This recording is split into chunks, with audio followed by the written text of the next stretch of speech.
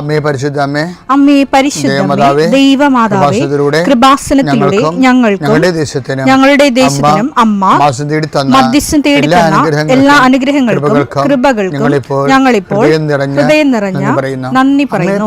അമ്മേ പരിശുദ്ധമ്മേ ദൈവമാതാവേ, 2004 ഡിസംബർ 7 ഉച്ചകഴിഞ്ഞ് 2:30 കൃപാസനത്തിൽ സംഭവിച്ച അമ്മയുടെ പ്രത്യക്ഷപ്പെടലിനെ കുറിച്ച് തിരുസഭയ്ക്ക് സമർപ്പിച്ചിരിക്കുന്ന പഠനരേഖകളുടെ സഭാത്മകമായ പഠനം ആരംഭിക്കുവാൻ ഞങ്ങൾ പ്രാർത്ഥിക്കുന്നു.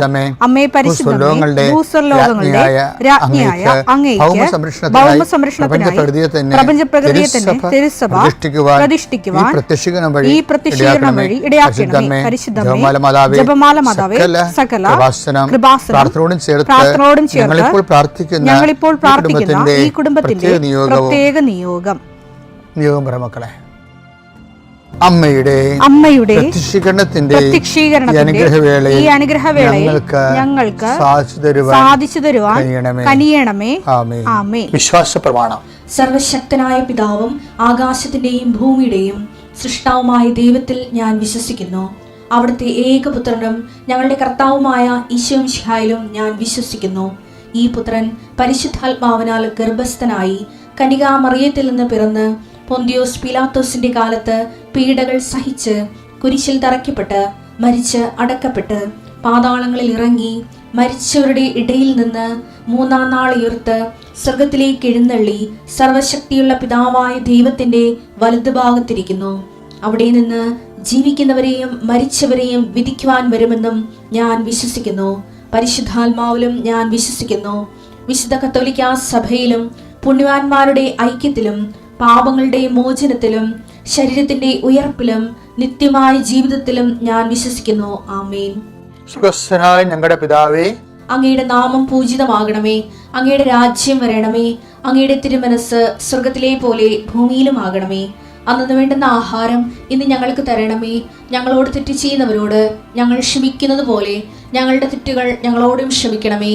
ഞങ്ങളെ പ്രലോഭനത്തിൽ ഉൾപ്പെടുത്തരുതേ, തിന്മയിൽ ഞങ്ങൾ രക്ഷിക്കണമേ. ആമേൻ. നന്മ നിറഞ്ഞ മറിയമേ, സ്വസ്തി. കർത്താവ് അങ്ങയുടെ കൂടെ സ്ത്രീകളിൽ അങ്ങ് അനുഗ്രഹിക്കപ്പെട്ടവളാകുന്നു. അങ്ങയുടെ ഉദരത്തിൻ ഫലമായി ഈശോ അനുഗ്രഹിക്കപ്പെട്ടവനാകുന്നു. പരിശുദ്ധ മറിയമേ, തമ്പുരാന്റെ അമ്മേ, പാപികളായ ഞങ്ങൾക്ക് വേണ്ടി ഇപ്പോഴും ഞങ്ങളുടെ മരണസമയത്തും തമ്പുരാനോട് അപേക്ഷിക്കണമേ. ആമേൻ. കർത്താവേ, നിന്റെ ഉന്നതമായ നാമത്തിന് സ്തോത്രം ചെയ്യുന്നു. കർത്താവേ, നിന്റെ വിശുദ്ധ പൗരോഹിത്യത്തെ മഹത്വപ്പെടുത്തണമേ. കർത്താവെ, സഭയിലുള്ള സാന്നിധ്യം പ്രകടമാക്കണം. 40 വർഷം ഞാൻ അർപ്പിച്ച കുർബാനയുടെ യോഗ്യതയാണ്. കൃപാസനത്താറെ ജീവനോടെ പ്രത്യക്ഷപ്പെട്ട പരിശുദ്ധ അമ്മയുടെ മാധ്യസ്ഥത്തിൽ ഞാൻ മക്കളെ ആശീർവദിക്കുന്നു. ഈശോയെ, എവിടെയെങ്കിലും യാത്ര ചെയ്യുന്ന മുമ്പ് ഇതൊന്ന് കൂറിയിട്ട് പോണവരുണ്ട്. ഈശോയെ, അവർ മക്കളുടെ ഇന്നത്തെ മുഴുവൻ യാത്രകൾ ഞാൻ അങ്ങേക്ക് ഏൽപ്പിക്കുന്നു. അവരുടെ കണ്ണുനീര് ഉപ്പണം കർത്താവെ. അവർ പോകുന്ന ഇടങ്ങളിൽ നീ അവിടെ കൂടെ പോകണം. പലരും ഒറ്റക്കാണ്. പലരും അവർ ഒറ്റക്ക് പോയിട്ട് നടക്കാത്ത പല കാര്യങ്ങൾക്ക് വേണ്ടിയാണ് പോണത്. ഓഫീസിലായാലും കോളേജിലായാലും സ്കൂളിലായാലും പരീക്ഷയ്ക്കായാലും ജോലിക്കായാലും ഇൻ്റർവ്യൂവിനായാലും മറ്റ് റവന്യൂ ആയിട്ടുള്ള കാര്യങ്ങൾക്കായാലും കർത്താവ് അങ്ങയുടെ മക്കൾ പോകുന്ന ഇടങ്ങളിലെല്ലാം I come with wherever you go മുഖത്തെ ആവേശപ്പെടുത്തുന്ന അങ്ങയുടെ അഭിഷേക വചനമാണ്.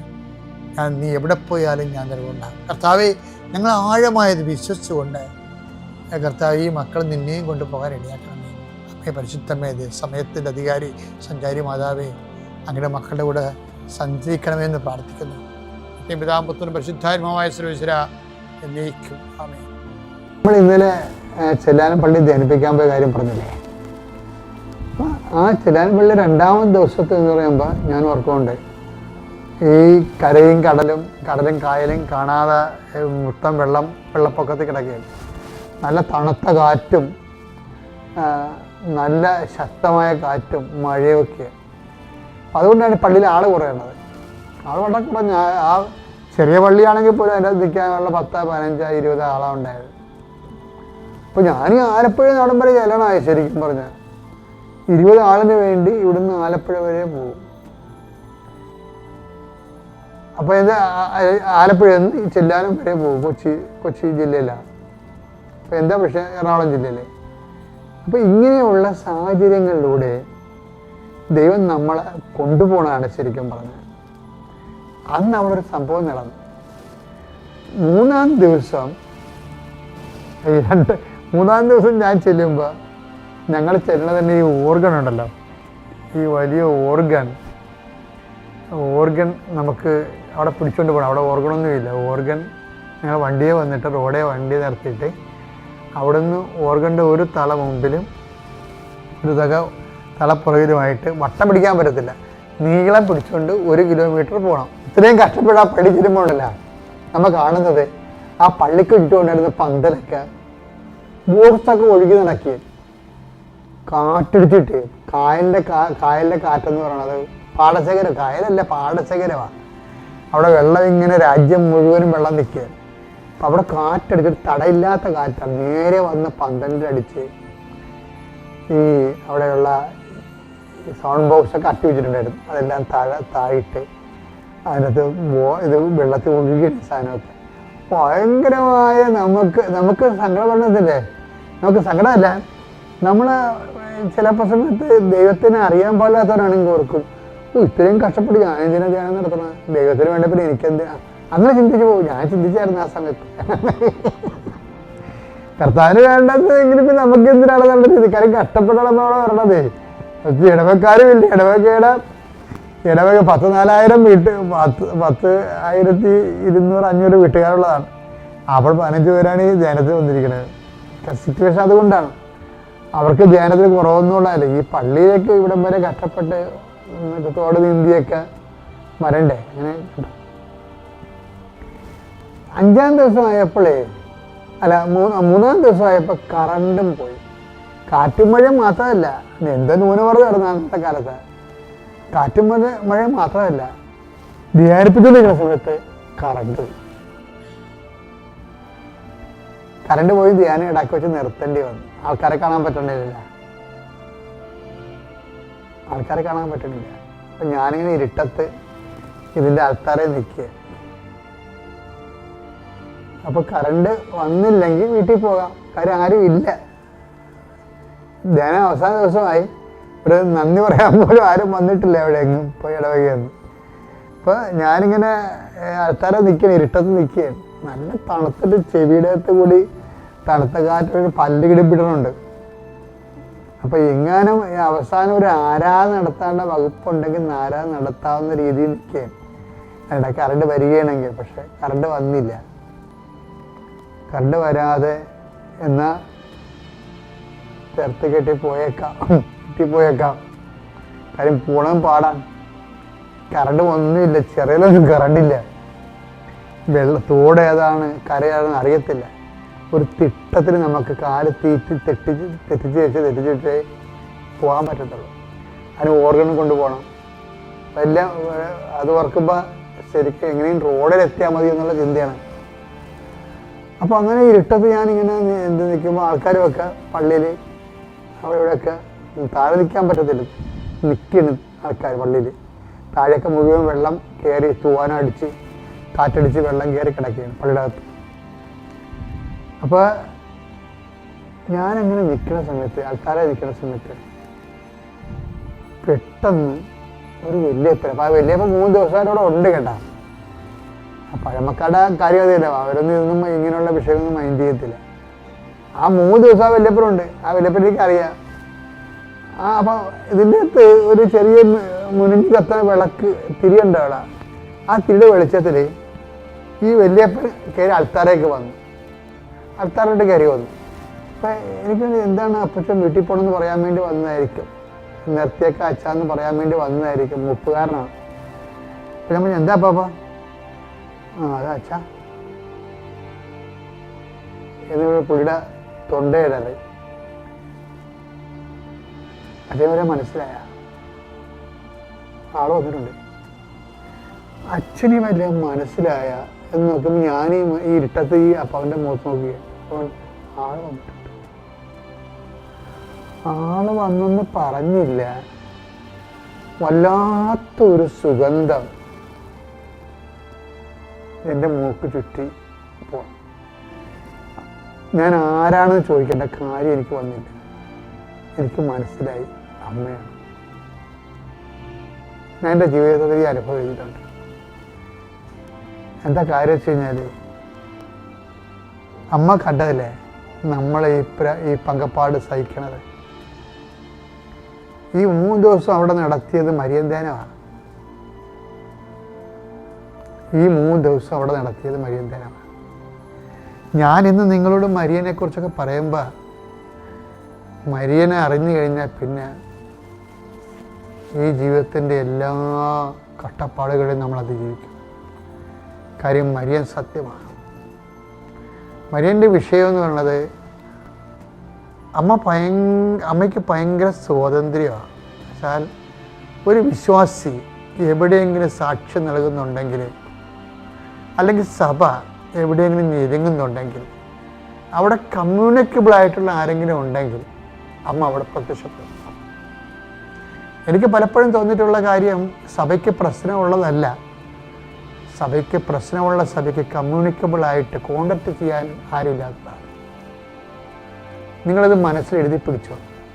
എന്താണ് സഭയുടെ പ്രശ്നം എന്ന് പറയുന്നത്? സഭയുടെ പ്രശ്നം എന്ന് പറയുന്നതും കുടുംബത്തിൻ്റെ പ്രശ്നം എന്ന് പറയുന്നതും പ്രശ്നങ്ങൾ ഇല്ലാത്തതല്ല, പ്രശ്നങ്ങളുള്ളതല്ല. സഭയുടെ പ്രശ്നം എന്ന് പറയുന്നതും കുടുംബത്തിൻ്റെ നിൻ്റെ സ്വകാര്യ പ്രശ്നം എന്ന് പറയുന്നതും പ്രശ്നങ്ങളുള്ളതല്ല. പ്രശ്നമുള്ളപ്പോൾ കമ്മ്യൂണിക്കേറ്റ് ചെയ്യാൻ, കോണ്ടാക്റ്റ് ചെയ്യാൻ ഒരാളില്ലാത്തതാണ്. ആർക്ക് കോണ്ടാക്ട് ചെയ്യാൻ? അമ്മയ്ക്ക് കോണ്ടാക്ട് ചെയ്യാൻ. അമ്മയ്ക്ക് എപ്പോഴും ഉടമ്പടി നമ്മൾ ഉദ്ദേശിക്കുന്നത് എന്താണ്? അമ്മയ്ക്ക് നമ്മളെ കോണ്ടാക്ട് ചെയ്യാൻ പറ്റുന്ന വ്യക്തിയായിട്ട് നമ്മളെ നിരന്തരം മാറ്റുകയാണ് ഉദ്ദേശിക്കുന്നത്. അതുകൊണ്ട് അമ്മ സുഗന്ധവാഹിനിയാണ്. ഇന്നത് 10,000ങ്ങളുടെ അനുഭവങ്ങളാണ് ശരിക്കും. അതിനൊരു വചനമുണ്ട് പ്രഭാഷണങ്ങളിൽ. ആ പ്രഭാഷണം 24:15 എടുത്ത്. ഇലവങ്കം പോലെയും സുഗന്ധ തൈലം പോലെയും ഞാൻ പരിമളം പരത്തി. ഞാൻ വിജ്ഞാനത്തെ കുറിച്ചാണ് നമുക്ക് പറയണം അവിടെ പറയണത്. അപ്പോൾ വിജ്ഞാനം എന്ന് പറഞ്ഞാൽ ആരാണ്? അമ്മ ആരാണ്? ബോധജ്ഞാനത്തിൻ്റെ സിംഹാസനമാണ്. വിജ്ഞാനത്തോട് ചേർന്ന് എപ്പോഴും പരിമളമുണ്ട്, സുഗന്ധാഭിഷേകം ഉണ്ടാകും. ഞാൻ സുഗന്ധം പരത്തി. പറഞ്ഞോളൂ. വിശിഷ്ടമായ മീറ പോലെ ഞാൻ സൗരഭ്യം വീശി. നറുംപശ, ചന്ദനം, കുങ്കുമം, ദേവാലയത്തിലെ കുന്തുരുക്കം എന്നിവ പോലെയും ഞാൻ സുഗന്ധം പ്രസരിപ്പിച്ചു. സുഗന്ധ പ്രസരണം എന്ന് പറയുന്നത് ഒരു ആധ്യാത്മിക അനുഭവം. നീ ദൈവമായിട്ട് ഇൻറ്റിമസി ആകുമ്പോൾ നിനക്ക് ലഭിക്കാൻ സാധ്യതയുള്ള സാന്നിധ്യത്തിൻ്റെ അടയാളമാണത്. എത്രയും വേഗം നീ പ്രാർത്ഥിച്ചു. അമ്മയ്ക്ക് കോണ്ടാക്ട് ചെയ്യാൻ പറ്റിയ ഒരു പേഴ്സണായി നീ വളരാൻ കർത്താവ് നിന്നെ സഹായിക്കട്ടെ. എൻ്റെ പേര് ഉമ. ഞാൻ കൊല്ലം ജില്ലയിൽ നിന്ന് വരുന്നു. 2021 ഡിസംബർ മാസം 21-ാം തീയതിയാണ് ഞാനിവിടെ വന്ന് ഉടമ്പടി എടുത്തത്. ഞാനൊരു ഹിന്ദു നായർ കുടുംബത്തിലെ വ്യക്തിയാണ്. എനിക്ക് ഈ ക്രിസ്തീയ മതത്തെയോ യേശുവിനെയോ മാതാവിനെയോ അറിയില്ലായിരുന്നു. എൻ്റെ ഏറ്റവും വലിയൊരു നിയോഗമായിരുന്നു എൻ്റെ വസ്തു വിറ്റുകിട്ടുക എന്നുള്ളത്. ഏകദേശം 15 വർഷത്തിൽ കൂടുതലായി ഞാൻ വസ്തു വിൽക്കാൻ ആഗ്രഹിച്ചിരുന്നു. പല കാരണങ്ങളാൽ വസ്തു വിൽപ്പന നടക്കുന്നില്ലായിരുന്നു. എൻ്റെ കുടുംബ വീടിനോട് ചേർന്ന് പണ്ടുകാലത്തുണ്ടായിരുന്ന വെച്ച ആരാധന നടത്തുന്ന ഒരു സ്ഥലം ഉണ്ടായിരുന്നു. അതിനോടനുബന്ധിച്ച് കിടക്കുന്ന ഭൂമിയാണ് ഞാൻ വിൽക്കാനിട്ടിരുന്നത്. അതുകൊണ്ട് തന്നെ മറ്റൊരാൾ വന്ന് വാങ്ങിക്കുവാനോ ഈ വസ്തു എടുക്കുവാനോ താല്പര്യപ്പെട്ടിരുന്നില്ല. 15 വർഷം ഞാനും എൻ്റെ ഹസ്ബൻഡും കഠിനമായി പലരോട് പറയുകയും വസ്തു വിറ്റെടുക്കാൻ ശ്രമിക്കുകയും ചെയ്തു. ആ കാലഘട്ടത്തിലാണ് എൻ്റെ മകളുടെ വിവാഹം ഉറയ്ക്കുകയും ഇളയ കുട്ടിക്ക് +2 പഠനം പൂർത്തിയാകുകയും ചെയ്തു. അപ്പോൾ പൈസയുടെ ആവശ്യങ്ങൾ ധാരാളമായി വന്നു. വസ്തു വിറ്റ് കിട്ടുക എന്നുള്ളത് എൻ്റെ ഏറ്റവും വലിയൊരു ആവശ്യമായിരുന്നു.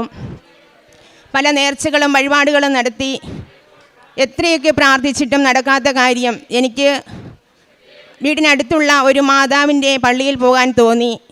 ഞാൻ അവിടെ ചെന്നു. സാധാരണ ഞാൻ പോകുന്നതല്ല, മറ്റു ആളുകളൊക്കെ അവിടെ പോകാറുണ്ട്. യാദൃച്ഛികമായി ഞാൻ അവിടെ കയറി. അവിടെ മാതാവ് പുഞ്ചിരിക്കുന്ന പോലെയാണ് എനിക്ക് കണ്ടത്. മാതാവിൻ്റെ കയ്യിലിരിക്കുന്ന ഉണ്ണിയേശു 2 കൈയും നീട്ടി എന്നെ സ്വീകരിക്കുന്ന പോലെ എനിക്ക് തോന്നി. എനിക്ക് എന്തോ വലിയ ആത്മവിശ്വാസം തോന്നി. അതിനുശേഷം ഞാൻ പലതവണ ആ പള്ളിയിൽ കയറുകയും തിരി കത്തിക്കുകയും ചെയ്തിരുന്നു. ആ കാലഘട്ടത്തിലാണ് എനിക്ക് കൃപാസന മാതാവിനെ അറിയാൻ സാധിച്ചത്. എത്രയും വേഗം കൃപാസനത്തിൽ വന്ന് ഉടമ്പടി എടുക്കുക എന്നുള്ളത് എൻ്റെ ഒരു ആവശ്യമായിരുന്നു. ഞാൻ ഉടനെ തന്നെ ഇവിടെ വരികയും ഉടമ്പടിയിൽ വയ്ക്കുകയും ചെയ്തു.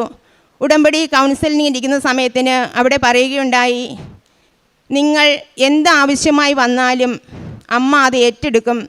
നിങ്ങളുടെ ആവശ്യം അമ്മയോട് പറഞ്ഞിട്ട് ധൈര്യമായി അമ്മയെ വിളിച്ചുകൊണ്ട് പോവുക, അമ്മ നിങ്ങളുടെ കൂടെ വരും എന്ന് പറഞ്ഞു.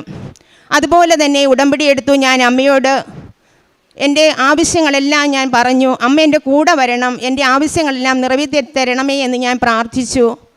അത്ഭുതമെന്ന് പറയട്ടെ, ഞാൻ വീട്ടിൽ ചെന്നു. ഞാൻ രാത്രിയിൽ നല്ല ഉറക്കമായി. ഏകദേശം 2 മണിയോളം ആയപ്പോൾ എൻ്റെ റൂമിൽ ഞാൻ പെട്ടെന്ന് കണ്ണു തുറന്ന് ഞെട്ടി ഉണർന്നു.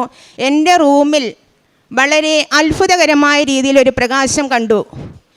ഞാൻ ഇതുവരെയും അതുപോലൊരു പ്രകാശം കണ്ടിട്ടില്ല. വെള്ളി മേഘത്താൽ നിറഞ്ഞൊരു പ്രകാശമായിരുന്നു. എൻ്റെ കാൽച്ചുവട്ടിൽ ഈ അൾത്താരയിലെ അമ്മയെ എനിക്ക് കാണാൻ സാധിച്ചു. ആ നിമിഷം ഞാൻ സ്തംഭിച്ചു പോയി, ഞെട്ടിപ്പോയി. എനിക്ക് എന്ത് ചെയ്യണമെന്നറിയാതെ ഞാൻ സ്തംഭിച്ചു കിടന്നു. എപ്പോഴോ ഞാൻ വീണ്ടും ഉറങ്ങി. രാവിലെയായി. ഞാൻ ആ ഷോക്കിൽ നിന്ന് എനിക്ക് മാറാൻ സാധിക്കുന്നില്ല. ഞാൻ എന്താണ് കണ്ടത്? ഇത്രയും ശക്തിയുള്ള മാതാവോ? ദൈവമേ, ഇത്രയും നാൾ എന്തുകൊണ്ട് ഞാൻ അറിഞ്ഞില്ല? എൻ്റെ മനസ്സിലിങ്ങനെ തോന്നി. മക്കളോട് 2 പേരോട് ഞാൻ പറഞ്ഞു. അവർ എന്നെ കളിയാക്കുന്നത് പോലെ 2 പേരും പരസ്പരം ചിരിച്ചു. കാരണം മാതാവിനെയോ യേശുവിനെയോ അറിയാത്ത ഒരു ലോകത്തായിരുന്നു ഞങ്ങൾ. എന്നിട്ട് രാവിലെ ഞാൻ തിരി കത്തിച്ചില്ല, ഞാൻ പ്രാർത്ഥിച്ചില്ല. എനിക്ക് അമ്മയെ കണ്ട അത്ഭുതത്തോടെ ഞാൻ അന്ന് മുഴുവനും കഴിച്ചുകൂട്ടി. രാത്രി സന്ധ്യസമയത്തും ഞാൻ തിരി കത്തിച്ചില്ല. 2ാമത്തെ ദിവസം രാത്രിയിൽ വീണ്ടും എൻ്റെ ചെവിയിൽ, എൻ്റെ വലതു കാതിൽ പാടുന്നു, കേൾക്കുന്നു. ഇത് മാത്രമേ എനിക്ക് അറിയുകയുള്ളൂ. അതെന്താണെന്ന് എനിക്ക് അറിയില്ല. പാട്ട് കേൾക്കുന്നു, പറയുന്നു. പിറ്റേ ദിവസവും വെളുക്കുവോളം എനിക്കത് കേൾക്കാൻ സാധിച്ചു. പിറ്റേ ദിവസവും 2ാമത്തെ അത്ഭുതത്തോടെ ഞാൻ ഉണർന്നു. ദൈവമേ, ഇതെന്താണ് സംഭവിച്ചത്? എനിക്കറിയാൻ വയ്യ. ഞാൻ ഫോൺ ഓപ്പൺ ചെയ്തു. ഫോണിലേക്ക് നോക്കിയപ്പോൾ ഇവിടെ ചൊവ്വാഴ്ച നടക്കുന്ന ധ്യാനമാണ് എനിക്ക് കേൾക്കാൻ സാധിച്ചത്. അതായിരുന്നു തലേ ദിവസം രാത്രിയിൽ എൻ്റെ കാതിൽ കേൾപ്പിച്ചത്. അപ്പോഴാണ് ധ്യാനം എന്താണെന്ന് ഞാൻ അറിയുന്നത്. അപ്പോൾ ഞാൻ ആ ധ്യാനം എടുത്ത് ഫുള്ള് കേൾക്കുകയും അതോടെയാണ് ഉടമ്പടി എന്താണ് നിബന്ധനകളെന്ന് എനിക്ക് മനസ്സിലാക്കാൻ സാധിക്കുകയും ചെയ്തത്. അതിനുശേഷം കൃത്യമായി ഉടമ്പടി നിബന്ധനകൾ പാലിക്കാൻ ശ്രമിച്ചു. വളരെയേറെ അത്ഭുതങ്ങൾ എൻ്റെ ജീവിതത്തിലുണ്ടായി. ചെറുതും വലുതുമായ ഒട്ടനവധി അത്ഭുതങ്ങളുണ്ടായി. അതിലേറ്റവും പ്രധാനപ്പെട്ട 2 കാര്യങ്ങൾ മാത്രം ഞാൻ പറയുന്നു. എൻ്റെ വസ്തു 3ാമത്തെ ഉടമ്പടി വരെയും വിറ്റ് കിട്ടിയില്ല. പല കാര്യങ്ങൾ എനിക്ക് നേടിയെടുക്കാൻ സാധിച്ചു. എൻ്റെ സാമ്പത്തിക ബുദ്ധിമുട്ടുകളൊക്കെ അമ്മ തരണം ചെയ്തുകൊണ്ടിരുന്നു. ഏത് പ്രതിസന്ധിയിലും എന്നെ 2 കൈ കൊണ്ട് പൊക്കി താങ്ങി നിർത്തിയിരുന്നു. പക്ഷേ വസ്തു വിൽപ്പന മാത്രം നടക്കുന്നില്ല. മോളുടെ കല്യാണം അടുത്തു. 1 മാസം മാത്രം ബാക്കിയുള്ളപ്പോൾ ഞാൻ വീണ്ടും പുതുക്കാനായിട്ട് അമ്മയുടെ സന്നിധിയിൽ വന്നു.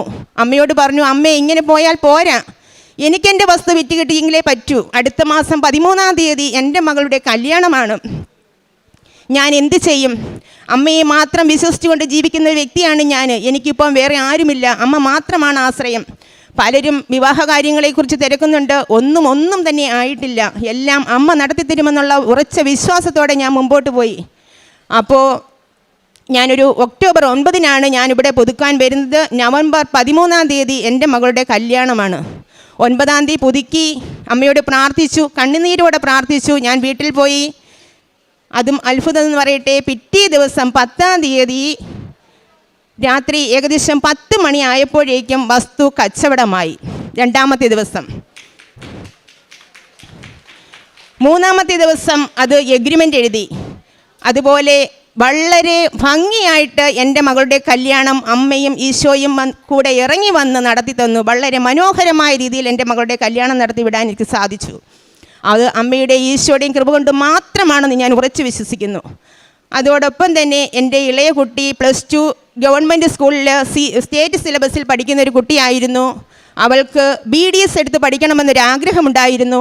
എൻട്രൻസിന് 1 വർഷം കോച്ചിങ്ങിന് പോകണമെന്നൊക്കെ ആഗ്രഹിച്ചിരുന്നപ്പോഴാണ് അമ്മയെ അറിയാൻ സാധിച്ചത്. അപ്പോൾ ഞാൻ പറഞ്ഞു, മോളെ കോച്ചിങ്ങിനൊന്നും പോകണ്ട, 2 മാസത്തെ ക്രാഷ് കോഴ്സ് മാത്രം എടുത്തുകൊണ്ട് നമുക്ക് അമ്മയുടെ മുമ്പിൽ പ്രാർത്ഥിച്ച് നമുക്ക് എക്സാം എഴുതാമെന്ന് പറഞ്ഞു. ഇവിടെ വന്ന് മോളെ കൊണ്ടുവന്ന് പ്രാർത്ഥിച്ചു. എൻട്രൻസിൻ്റെ എക്സാം എഴുതി. അമ്മയ്ക്ക് ഇഷ്ടപ്പെട്ട കോളേജിൽ അമ്മ അഡ്മിഷൻ കൊടുക്കണം, BDS എന്ന് പറഞ്ഞു. അതുപോലെ തന്നെ ഏറ്റവും നല്ലൊരു കോളേജിൽ എൻ്റെ കുട്ടിക്ക് അമ്മ അഡ്മിഷൻ വാങ്ങിക്കൊടുത്തു. വളരെ അത്ഭുതകരമായ രീതിയിലാണ് എൻ്റെ കുട്ടിക്ക് അവിടെ അഡ്മിഷൻ കിട്ടിയത്. ഞങ്ങൾക്ക് അത്രത്തോളം പഠിപ്പിക്കാനുള്ള യാതൊരു യോഗ്യതയുമില്ല, അവൾക്ക് അതിനൊക്കെയുള്ള കഴിവുമില്ല. ഒരു ഗവൺമെൻറ് സ്കൂളിൽ പഠിക്കുന്ന ഒരു കുട്ടിയാണ്. അവിടെ ചെന്നപ്പോൾ CBSE സ്കൂളിൽ പഠിച്ച 1ഉം 2ഉം വർഷം എൻട്രൻസ് കോച്ചിങ്ങിന് പോയ കുട്ടികളോടൊപ്പം നിന്ന് പഠിക്കുവാൻ അമ്മയുടെ കൃപ കൊണ്ട് എൻ്റെ കുട്ടിക്ക് കഴിയുന്നു. അത് അമ്മയുടെ കൃപ തന്നെയാണെന്ന് ഞാൻ വിശ്വസിക്കുന്നു. അതിനോടൊപ്പം തന്നെ ഞാൻ അമ്മയോട് പറഞ്ഞിരുന്നു, അമ്മയെ ഹോസ്റ്റലിൽ പല വിധത്തിലുള്ള കുട്ടികളുണ്ടാകും, ഏറ്റവും നല്ല 2 കുട്ടികളെ ആയിരിക്കണം എൻ്റെ കുട്ടിക്ക് റൂംമേറ്റായി കിട്ടേണ്ടത് ഞാൻ പ്രാർത്ഥിച്ചു. അതേപോലെ തന്നെ നല്ല 2 കുട്ടികളെ അമ്മ റൂംമേറ്റായി കൊടുത്തു. നല്ല രീതിയിൽ എൻ്റെ കുഞ്ഞ് പഠിച്ചു പോകുന്നു. ബാക്കി മുഴുവനും അമ്മയുടെ കയ്യിൽ സമർപ്പിച്ചിരിക്കുന്നു. അതുപോലെ ഒപ്പം തന്നെ എൻ്റെ കുട്ടിക്ക് എഡ്യൂക്കേഷൻ ലോണിന് വേണ്ടി ഞാൻ അപ്ലൈ ചെയ്യാൻ ശ്രമിച്ചു. അപ്പോൾ പല കാരണങ്ങളാൽ ലോൺ കിട്ടുന്നില്ലായിരുന്നു. വീട് നിൽക്കുന്ന വസ്തു എൻ്റെ ഹസ്ബൻഡിൻ്റെയും 2 സഹോദരന്മാർക്കും വേണ്ടി ഒന്നിച്ചെഴുതിയ പ്രമാണം ആയതിനാൽ ഒരു പ്രമാണം മാത്രമേ ഉള്ളൂ, 2 എണ്ണം പകർപ്പ് മാത്രമേ ഉള്ളൂ. പക്ഷേ അതിലൊരു സഹോദരൻ്റെ കയ്യിലായിരുന്നു ഒറിജിനൽ പ്രമാണം. പുള്ളിക്കാരന് തരാൻ താല്പര്യപ്പെട്ടിരുന്നില്ല. ആദ്യം ഒരു ചെറിയ വിഷമമൊക്കെ ഉണ്ടായി. ഞാനിവിടെ വന്നു അമ്മയോട് പറഞ്ഞു, അമ്മ അഡ്മിഷൻ കൊടുത്ത കുട്ടിയാണ്, അവളുടെ പഠനം അമ്മയുടെ കയ്യിലാണ്, അമ്മ തന്നെ ഏറ്റുകൊള്ളണം, അമ്മ ഫീസ് അടച്ചുകൊള്ളണം, എൻ്റെ കയ്യിൽ ഒരു മാർഗവുമില്ല എന്ന് ഞാൻ പറഞ്ഞു. അത്ഭുതമെന്ന് പറയട്ടെ, ഞാനിവിടെ വന്നു പകർപ്പ് അമ്മയെ കാണിച്ചു പോയതിൻ്റെ പിറ്റേ ദിവസം തന്നെ പ്രമാണം ഒറിജിനൽ എൻ്റെ ഹസ്ബൻഡിൻ്റെ കയ്യിൽ ജ്യേഷ്ഠൻ കൊടുത്തു. അതുകൊണ്ട് തന്നെ ഞങ്ങൾ ബാങ്കിൽ കൊടുത്തപ്പോൾ അതിനകത്ത് തണ്ടപ്പേർ രജിസ്റ്റർ ഇല്ല എന്ന് പറഞ്ഞു ബാങ്കുകാർ റിജക്റ്റ് ചെയ്തു. ഒറിജിനൽ പ്രമാണം 1956 ഒറിജിനൽ പ്രമാണം വേണമെന്ന് പറഞ്ഞു. 1956 കൂട്ടുപ്രമാണം എഴുതിയ സമയത്തിനുള്ള പ്രമാണം ആരുടെ കയ്യിലും ഇല്ല. ജ്യേഷ്ഠൻ തന്ന പ്രമാണത്തിനകത്ത് തണ്ടപ്പേർ രജിസ്റ്റർ ഇല്ല. അപ്പോൾ ഈ ലോണ് ഒരു ബാങ്കിലും കിട്ടാൻ സാധ്യതയില്ല എന്ന് പറഞ്ഞ് ഒരു ബാങ്കുകാർ ഞങ്ങൾക്ക് തിരികെ തന്നു. വീണ്ടും അതെടുത്ത് ഞാൻ അമ്മയെ മുറുക്കെ പിടിച്ചുകൊണ്ട്, എനിക്ക് ഒരു ഭയവുമില്ല, അമ്മ എല്ലാം സാധിച്ചു തരുമെന്ന് ഉറച്ച് വിശ്വസിച്ചുകൊണ്ട് ഞാൻ ഈ പേപ്പറുകളെല്ലാം എടുത്ത് അടുത്ത ബാങ്കിലേക്ക് പോയി. എല്ലാം അമ്മ ഏറ്റെടുത്തു. എത്രയും വേഗം ഓരോരോ പേപ്പറുകൾ ആവശ്യപ്പെടുകയും അതെല്ലാം കൃത്യമായി ഞങ്ങൾക്ക് കൊടുക്കാൻ സാധിക്കുകയും 2 ദിവസത്തിന് മുമ്പ് ലോൺ പാസ്സായി വരികയും ചെയ്തു.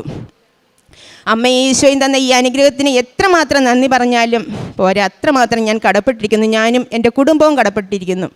അതുപോലെ തന്നെ ഞാനൊരു സ്കൂളിലാണ് വർക്ക് ചെയ്യുന്നത്. ഞാൻ പഠിപ്പിക്കുന്നൊരു കുട്ടിയുടെ അച്ഛന് ക്യാൻസർ ബാധിച്ച് 2 വർഷം കൊണ്ട് റൂമിൽ കിടക്കുകയായിരുന്നു. ഞാൻ ആ പുള്ളിക്കാരന് തൈലം തേച്ചു കൊടുക്കുകയും പത്രം കൊടുക്കുകയും കൃപാസനത്തെ പറ്റി പറയുകയും ചെയ്തതിൻ്റെ ഫലമായി അവർ കുടുംബത്തോടെ ഇവിടെ വരികയും ഉടമ്പടി എടുക്കുകയും അച്ഛനെ കണ്ട് പ്രാർത്ഥിച്ചതിൻ്റെ ഫലമായി ഇന്ന് ആ വ്യക്തി ജോലിക്ക് ഇറങ്ങിപ്പോയി ആ കുടുംബം മുമ്പോട്ട് കൊണ്ടുപോകുന്നു. അസുഖം മാറിക്കിട്ടി. അതുപോലെ തന്നെ എൻ്റെ ഹസ്ബൻഡിന് 2 മാസം മുമ്പ് ഭയങ്കര നടുവേദനയായിരുന്നു. പെട്ടെന്നുണ്ടായ നടുവേദനയാണ്. ഹോസ്പിറ്റലിൽ പോയി അഡ്മിറ്റ് ചെയ്യാൻ പറഞ്ഞു. എക്സ്റേ എടുത്തു. 3 ദിവസം അഡ്മിറ്റ് ആവണമെന്ന് പറഞ്ഞു. ഇഞ്ചക്ഷനൊക്കെ എടുത്തു. എന്നിട്ടും മാറുന്നില്ല. ഞാൻ ഉടമ്പടി തൈലം പുരട്ടി. നേർച്ച വസ്തുവായ ഉടമ്പടി ഉപ്പ് ഞാൻ വെള്ളത്തിൽ കലക്കി കുടിക്കാൻ കൊടുത്തു. അത്ഭുതം എന്ന് പറയട്ടെ, യൂറിൻ പാസ് ചെയ്തപ്പോൾ ഒരു സ്റ്റോണാണ് പുറത്തു പോയത്. അതോടെ ആ നടുവേദന പൂർണ്ണമായി മാറിക്കിട്ടി. അങ്ങനെ ഒരുപാട് അത്ഭുതങ്ങൾ അമ്മ എൻ്റെ ജീവിതത്തിൽ തന്നിട്ടുണ്ട്. ഇനിയും എൻ്റെ എല്ലാ നിയോഗങ്ങളും ഞാൻ അമ്മയുടെ കരങ്ങളിലേക്ക് ഏൽപ്പിച്ചിരിക്കുന്നു. അമ്മ അത് എല്ലാം നടത്തി തരുമെന്ന് ഞാൻ പൂർണ്ണമായും വിശ്വസിക്കുന്നു. അതുപോലെ തന്നെ എൻ്റെ ജീവിതത്തിൽ ഒരുപാട് മാറ്റം ഉടമ്പടി എടുത്തതിന് ശേഷം വന്നു വെച്ചാൽ, എനിക്ക് പെട്ടെന്ന് ദേഷ്യം വരുന്നൊരു സ്വഭാവം ഉണ്ടായിരുന്നു. ആര് തെറ്റെന്ന് കണ്ടു കഴിഞ്ഞാൽ ഞാൻ അവിടെ പ്രതികരിക്കുന്നൊരു സ്വഭാവം ഉണ്ടായിരുന്നു. പക്ഷേ ഇപ്പോൾ ഞാനൊന്നും മിണ്ടില്ല. ഞാൻ അമ്മയെ ഓർക്കും, ഈശോയെ ഓർക്കും. ഒന്നും ആരോടും മറുപടി പറയരുത് എന്ന് ഞാൻ ചിന്തിച്ചു. എൻ്റെ മനസ്സിന് സ്വഭാവത്തിനും ഒക്കെ ഒരുപാട് മാറ്റം ഉണ്ടായി. ക്ഷമിക്കാനുള്ള ഒരു മനക്കരുത്ത് എനിക്കുണ്ടായി. ആരോടും ദേഷിക്കാനോ വഴക്കിടാനോ ഒന്നും ഞാൻ പോകില്ല. അത്രയും മനസ്സിന് ക്ഷമാശീലം ഉണ്ടാക്കാൻ സാധിച്ചു. അതുപോലെ തന്നെ പ്രേക്ഷിത പ്രവർത്തനം, ഗവൺമെൻറ് ഹോസ്പിറ്റലിൽ ഞാൻ പോകും. അവിടെ പാലിയേറ്റീവ് കെയർ സെൻറ്ററിൽ ഞാൻ രോഗികളോടൊപ്പം ഇരിക്കും. അവർക്ക് ആവശ്യമുള്ള സഹായങ്ങളൊക്കെ ചെയ്തു കൊടുക്കും. അതുപോലെ തന്നെ ഉടമ്പടി നേർച്ച വസ്തുക്കൾ പുരട്ടി കൊടുക്കും, പത്രം കൊടുക്കും, പോകുമ്പോൾ ഫുഡ് കൊണ്ടുപോകും. എപ്പോഴൊരു യാത്രയ്ക്ക് പോയാലും ഞാൻ വീട്ടിൽ നിന്ന് ഒരു പൊതി ഞാൻ കരുതി ബാഗിൽ വെച്ചിരിക്കും, ആവശ്യമുള്ള ഏതെങ്കിലും ഒരു വ്യക്തിയെ കണ്ടെത്തി കൊടുക്കാനായിട്ട്. അങ്ങനെ ഒരുപാട് എനിക്ക് നല്ല പ്രവൃത്തികൾ ചെയ്യാൻ എനിക്ക് ഈ ഉടമ്പടിയിൽ വന്നതിന് ശേഷം സാധിച്ചു. അമ്മ മാതാവ് ഈശോയും തന്ന എല്ലാ അനുഗ്രഹത്തിനും ഒത്തിരി അനുഗ്രഹങ്ങൾ എനിക്ക് കിട്ടിയിട്ടുണ്ട്. എല്ലാം ഞാൻ പറയുന്നില്ല. എല്ലാ അനുഗ്രഹത്തിനും കോടാനുകോടി നന്ദി. എൻ്റെ ജീവിതം മുഴുവനും ഞാൻ അമ്മയെ ആശ്രയിച്ച് തന്നെയായിരിക്കും ജീവിക്കുന്നത്. അമ്മയ്ക്ക് ഈശോയ്ക്കും കോടാനുകോടി നന്ദി സമർപ്പിക്കുന്നു. വിശുദ്ധ ഗ്രന്ഥത്തിൽ സക്കറിയ പ്രവാചകന്റെ പുസ്തകം 8-ാം അധ്യായം 21-ാം തിരുവചനം പറയുന്നു, ഒരു പട്ടണത്തിലെ നിവാസികൾ മറ്റൊന്നിൽ ചെന്ന് പറയും, നമുക്ക് വേഗം ചെന്ന് കർത്താവിൻ്റെ പ്രീതിക്കായി പ്രാർത്ഥിക്കാം, നമുക്ക് സൈന്യങ്ങളുടെ കർത്താവിൻ്റെ സാന്നിധ്യം തേടാം, ഞാൻ പോവുകയാണ്.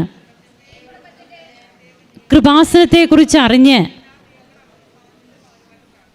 കൃപാസനത്തിലേക്ക് വരുന്ന ഓരോ മക്കളും പിന്നീട് അവരെ തടഞ്ഞു നിർത്താൻ യാതൊന്നിനും സാധ്യമല്ല. അവരുടെ മനസ്സിൽ അവർക്ക് കിട്ടിയ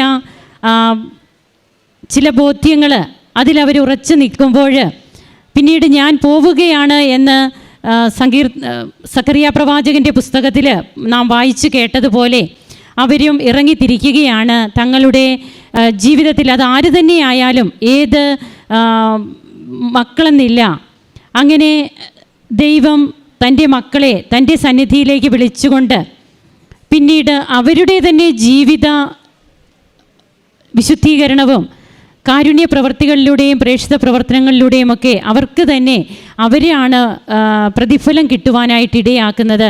അവരുടെ ജീവിതത്തിലെ വരുന്ന മാറ്റമാണ്, അതായത് ഉടമ്പടി എടുത്ത ഓരോരുത്തരുടെയും ജീവിതത്തിൽ അവർ ആത്മാർത്ഥമായി അവരിൽ തന്നെ വരുന്ന മാറ്റങ്ങളാണ് അവരെ ഫലം നേടുവാൻ ഇടയാക്കുന്നതെന്നാണ് അനുഭവ സാക്ഷ്യങ്ങൾ. ഓരോ അനുഭവ സാക്ഷ്യങ്ങളും നമ്മോട് അതാണ് പറയുക.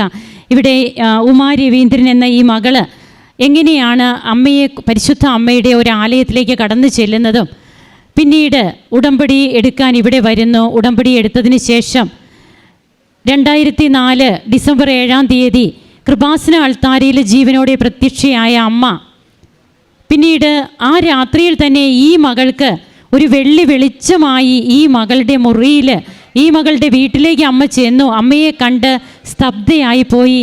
ഒരു ഷോക്കായിരുന്നു. അമ്മ എൻ്റെ വീട്ടിലേക്ക് വന്നു. ആ ഒരു അവസ്ഥയിലേക്ക് ഈ മകൾ മാറുകയാണ്. പിന്നീട് തൻ്റെ ജീവിതത്തിൽ അമ്മ കൂടെയുണ്ട് എന്നുള്ള ഒരു ധൈര്യത്തിൽ ഓരോ കാര്യങ്ങളും തനിക്ക് ലഭിച്ചു, തനിക്ക് നേടിയെടുക്കുവാൻ സാധിച്ചു എന്നാണ് ഈ മകൾ ഇവിടെ പറഞ്ഞത്.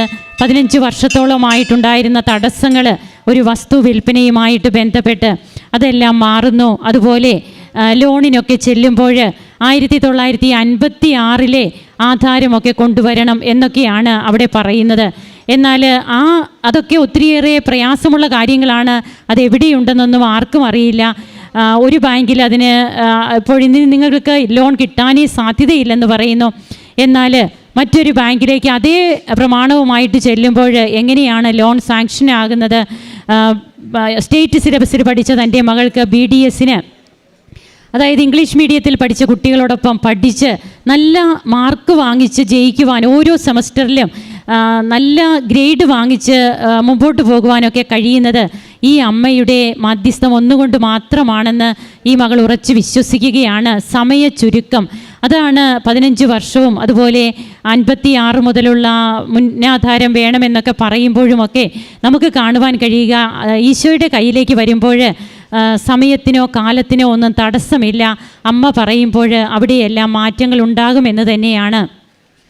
അതുകൊണ്ടാണ് ഒരു പട്ടണത്തിലെ നിവാസികൾ മറ്റൊന്നിൽ ചെന്ന് പറയും, ഞാൻ കർത്താവിൻ്റെ പ്രീതിക്കായി പ്രാർത്ഥിക്കാൻ പോവുകയാണ് എന്ന്. അതായത് കൃപാസന പത്രത്തിലൂടെ പ്രേക്ഷിത പ്രവർത്തനത്തിലൂടെ ഓരോരുത്തരും ഈശോയെ കൈമാറുമ്പോൾ ഇത് തന്നെയാണ് നാം ചെയ്തുകൊണ്ടിരിക്കുക.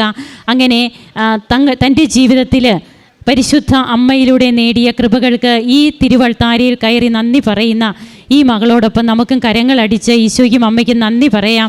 ദൈവത്തെ ആരാധിക്കാം. യേശുവേ നന്ദി, യേശുവേ സ്തുതി, യേശുവേ ആരാധന.